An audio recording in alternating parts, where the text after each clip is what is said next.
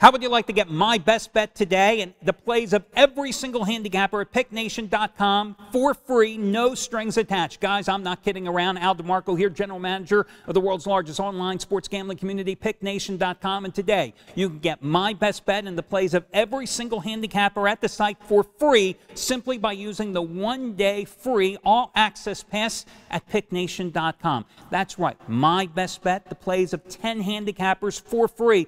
If you were to buy them separately, guys, you would spend over $600, but you're going to get them for free, the one-day free all-access pass at PickNation.com. Now, you're asking yourself, why am I giving it away for free? Because, guys, I'm that confident that I put together a staff of the best handicappers in the nation that can win for you on a consistent basis. What better way to show you how good they are than by giving you their plays today for free? Once again, the free one-day all-access pass available now. All you've got to do is click on the ad at PickNation.com.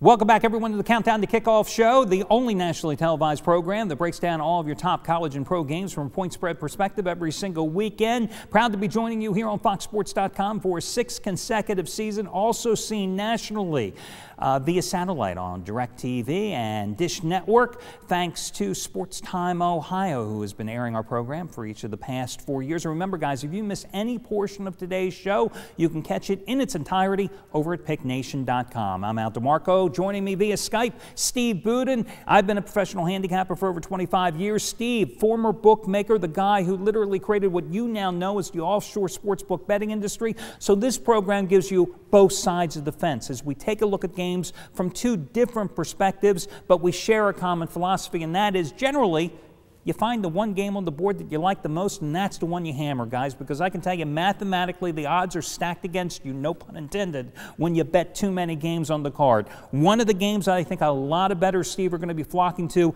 is this contest between Atlanta and New Orleans. Now, we saw the Saints on Monday night. Listen, I had a best bet on the Saints on Monday night to wrap up a 3-0 sweep with my best bets last weekend, okay?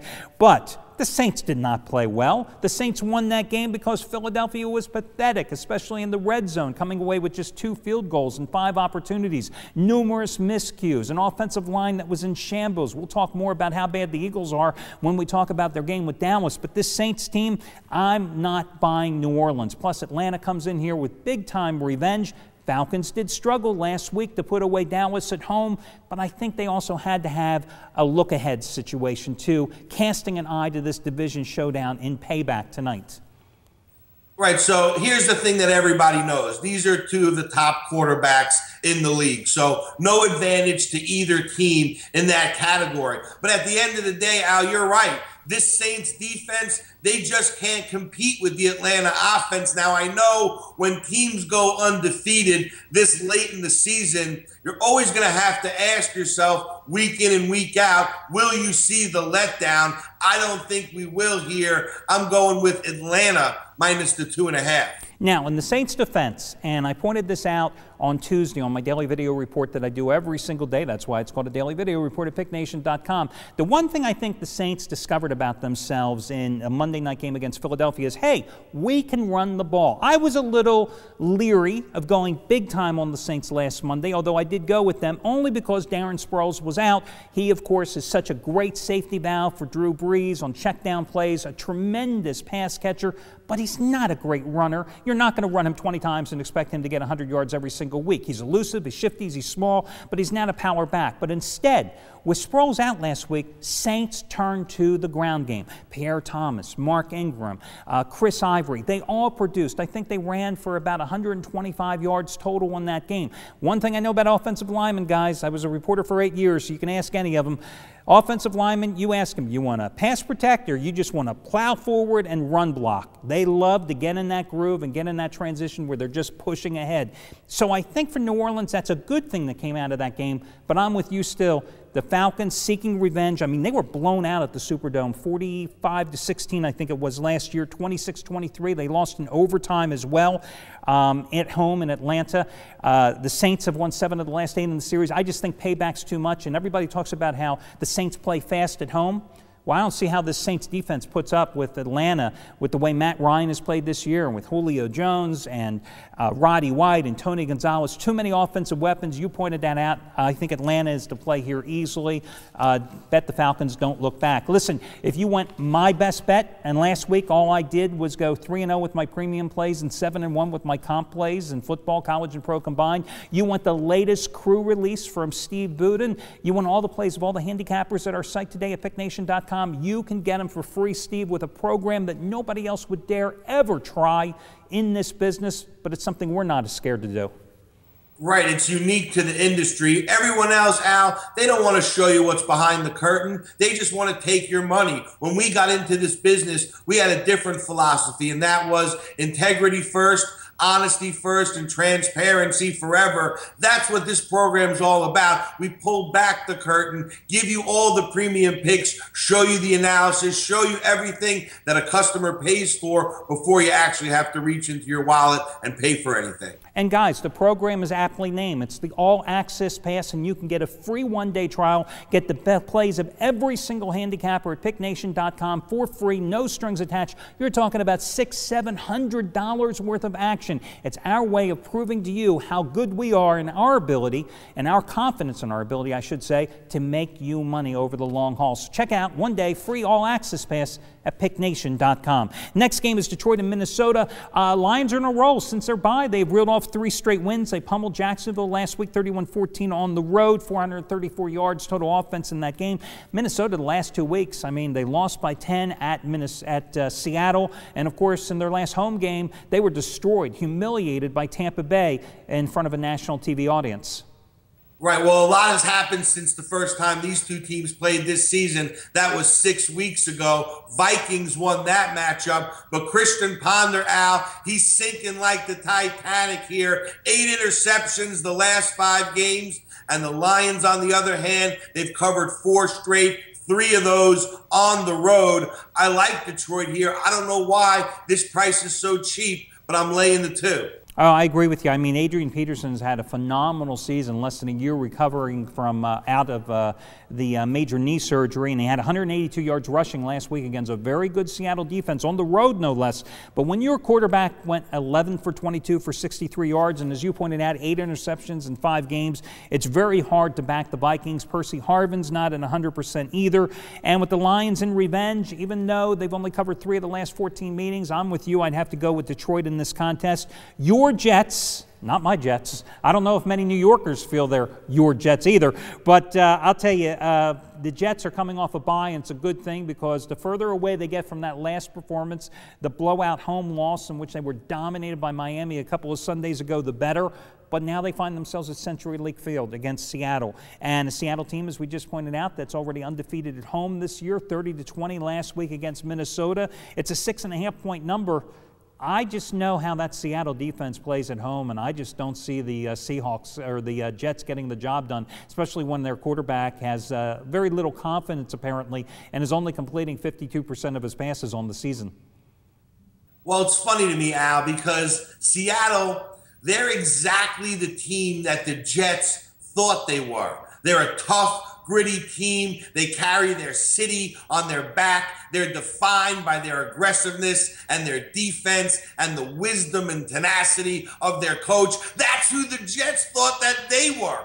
It's actually who the Seahawks are. The Jets, not a very smart organization, Al. They bring in Tim Tebow, not to use him in any strategic way whatsoever during the first 8 games. So what did they bring Tebow in for? To make Mark Sanchez so uncomfortable that he can't even hit an open receiver because he's looking over his shoulder to see when the Tebow train is coming into the game. Now, look, I left Mark Sanchez 2 years ago. I knew he was a loser then. I don't know why it took Eva Longoria so long to finally figure it out and drop this bum. Give me Seattle here, -6.5. This one will not be close.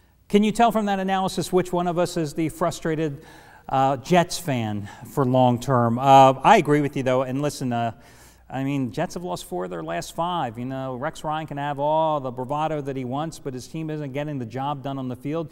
You know, they go and import Tebow. They got Sanchez, they gave the big contract extension for millions at the start of the season. Seattle, of course, instead goes out, drafts unheralded Russell Wilson. Unheralded not because he wasn't great in college football, but because nobody really gave him much of a chance to be a pro in terms of a starter. All he's done is, and his home games this year, all Seattle wins, 9 touchdown passes, 0 interceptions. So I agree with you. If you're going to play it, I think you have to lean towards Seattle. Dallas and Philly, 2 NFC East rivals that are in must-win situations seemingly every single week. It shows you how far Philadelphia has fallen, though, because after even more of their flaws were exposed on Monday night, they are actually an underdog at home here against a Dallas team that they crushed in both meetings a year ago. Right. Both of these teams, Al, are desperate for a win. I mean, I think it's fair to say that the season is on the line. But to me, I mean, this is a Philly team that if they were going to show up for their beloved, embattled coach, Andy Reid, wouldn't they have done that last week? They didn't. Dallas on the road for the 4th time in 5 weeks. But Romo, if you look at the numbers, he's actually better on the road than he is at home, 7-3 versus 2-10 at home. I'm taking Dallas here. The Eagles are done. Yeah, listen, guys, I went against the Eagles last week. I'm going to go against them again. They have so many problems. We don't have a long enough program to go into them. Offensive line, they've lost 4 starters from last year, lost another one in the Saints game. The secondary, the cornerbacks are overpaid, and they haven't been productive. The safeties, Nate Allen and Kurt Coleman, I mean, they're second stringers at best. So I think Dallas, Mark Witten. Eagles have had problems stopping tight ends for years. They're not going to be able to stop Mark Witten. Pass rush, 50 sacks last year to lead the NFL, 11 sacks so far this season. They're not going to be able to put the pressure on Tony Romo. You give Romo time, he's not going to throw 5 interceptions in the game. I'm with you. I think Dallas is the easy winner here, and in double revenge as well from 2 blowout losses a year ago. The Eagles are toast. The final game, thankfully, is one that we can all look forward to. I think it's a hard game to bet. It's Chicago and Houston, and the reason I say it's a hard game to bet is the Bears have a great defense, but Houston isn't exactly chopped liver. And if you look at the Bears this year, the 2 games that they have struggled the most, the one loss was Green Bay when the Packers just blew through their offensive line. They destroyed Jay Cutler, 7 sacks of them. And in the Carolina game where they found themselves down 19-7 in the 4th quarter and had to rally for a last-second win, a game in which the Panthers, I think, got to Cutler 6 times in the first half. If Houston's defense comes to play here, it's going to be a battle. Problem is, I find that the common opponent is the Packers. Packers destroyed the Texans in Houston. They destroyed the Bears in Green Bay.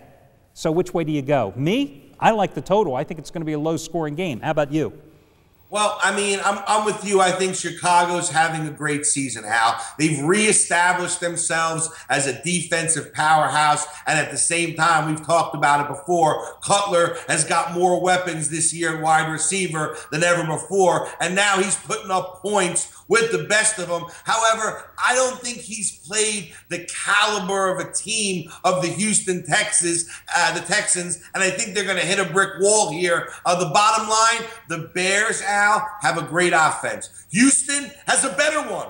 The Bears have a great defense. Houston has a better one. So if you can get a chance to take Houston at a virtual pick'em with the better offense and the better defense, my God, I don't think it's that hard of a decision after all. I'm going with Houston here, plus the point.